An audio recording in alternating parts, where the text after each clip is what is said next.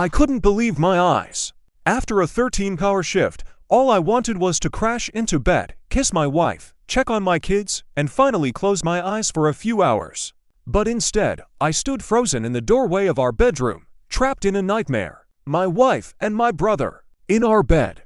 They didn't notice me at first. Both were half asleep, the stench of alcohol heavy in the air. But as soon as I stepped forward, their eyes widened in horror. My wife panicked, yanking the blanket over herself. My brother scrambled upright, his face pale. We were drunk. She blurted out, "It's not what it looks like," my brother mumbled. But what else could it be? Everything was crystal clear. I said nothing, just turned around and walked out. I don't remember getting to my car. Don't remember driving through the streets, shaking with rage and pain. Only when I closed the door behind me at my mother's house did I realize my hands were trembling, my chest hollow. She started calling an hour later, texting 2 hours later, and by the third hour, she resorted to threats. "If you don't come back, you won't see the kids."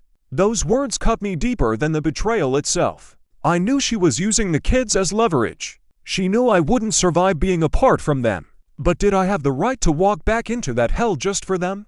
The next day, my brother showed up at my mother's house. He looked like a man on death row. I don't know how it happened. It was a mistake. I didn't mean to. I stared at him, silent. Once, we shared a room. He had my back when I snuck out at night. We weren't just brothers, we were best friends.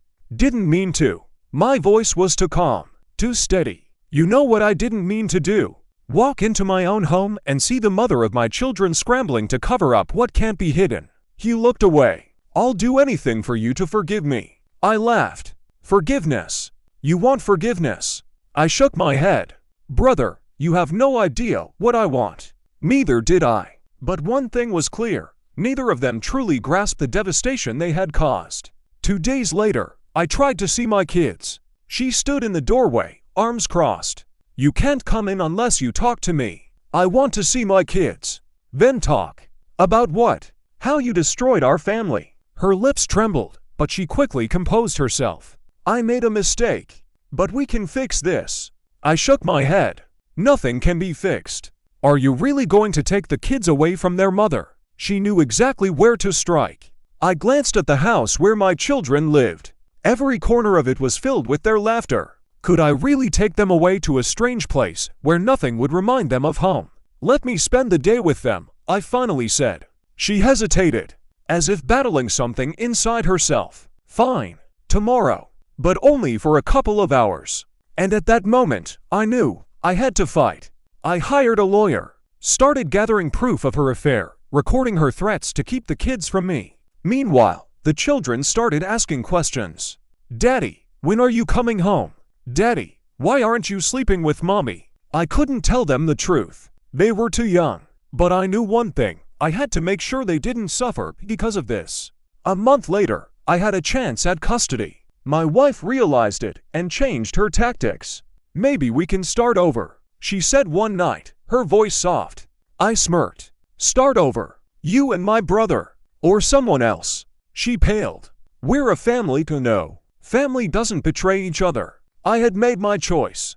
Epilogue. Moving forward without the past 6 months passed. I rented a house near my kids. The court granted me visitation rights every week. It wasn't much, but it was a start. My brother left town. I haven't heard from him since. As for my wife, no. My ex-wife, she kept trying to pull me back. Kept pretending nothing had happened. But I knew what had happened. And now, I was walking my own path. Without the past. Without the betrayal, but with faith in the future, and with my children. They were my reason to keep going, and no one would ever take them from me again. Story: How I found out about my wife's affair. Imagine living in a stable marriage, with a beloved wife you've been with for nearly 3 decades, and 2 daughters you consider your best friends. Everything seems perfect. You believe that this cozy world you've built will never crumble. And then, in a single moment, just a few seconds, your entire perspective on family, trust, and love is shattered. My name is Dmitry, and I'm 50 years old. My wife, Olga, is 49. We've been together for 29 years, and through these years, we've been through everything: joys, struggles, and challenges. We have two daughters, Maddie 24 and Alice 26. I always thought family was my fortress.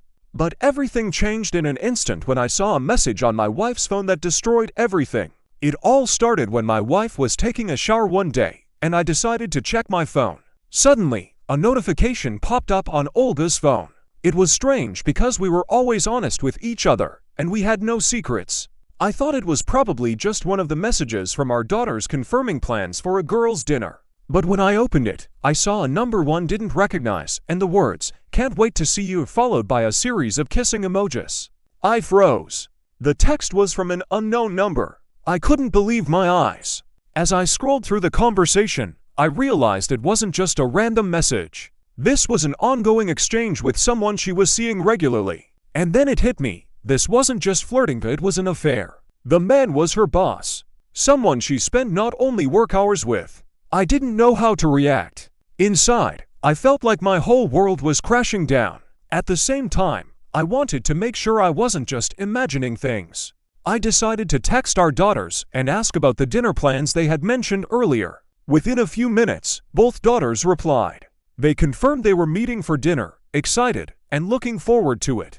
I felt the ground slip away from under me. My own daughters were lying to me, helping conceal the truth. I felt betrayed, not just by my wife but by my children as well. My heart sank, and I realized I couldn't just sit and wait. I needed to act. At that moment, I made a decision, one I knew was wrong but couldn't stop myself from doing. I turned on her location sharing and decided to follow her. I knew it was wrong, but I needed to see the truth with my own eyes. I drove to the restaurant she mentioned, and just as I suspected, neither daughter was there. Instead, I saw her with the man, her boss. They were sitting at a table, holding hands, kissing. My heart shuddered. I didn't know what to do. I walked back to my car, holding back tears, and started taking pictures. I was furious and devastated. I knew my life would never be the same. I couldn't just sit in the car anymore. I opened our family chat, where we normally sent pictures, shared news, and supported each other. Now, this chat was the tool with which I was going to destroy my world. I sent all the photos of my wife and her lover, their kisses, their hand-holding. I wrote, "Glad you're enjoying your girls' dinner," and turned off my phone. Realizing that my life was over, I couldn't take it anymore. I didn't want to hear her excuses. I didn't want to hear apologies. My emotions were overwhelming. I drove to my brother's house and asked to stay for the night. He was the only one who could help me calm down. But I knew that soon, I'd have to make one of the hardest decisions of my life. The next morning, I woke up to over 40 messages and 20 missed calls. All from Olga. She started with the usual excuses, "It wasn't what you think, we'll talk, everything will be okay." But I wasn't ready to listen. I didn't want to hear any of it. I knew I needed to think, to plan what to do next. My brother advised me not to rush and consult several lawyers. He said I had to be ready for the worst. So, that's what I did. I called a few top law firms and scheduled consultations.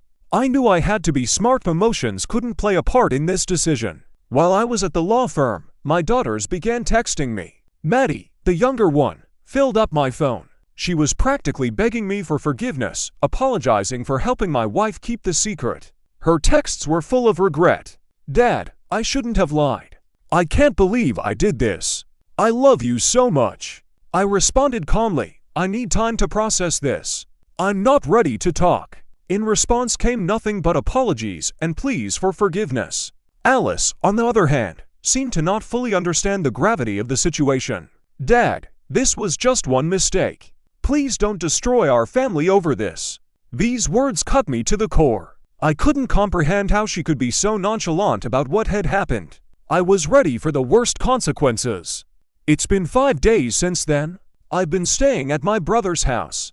I feel like each day is a battle with myself.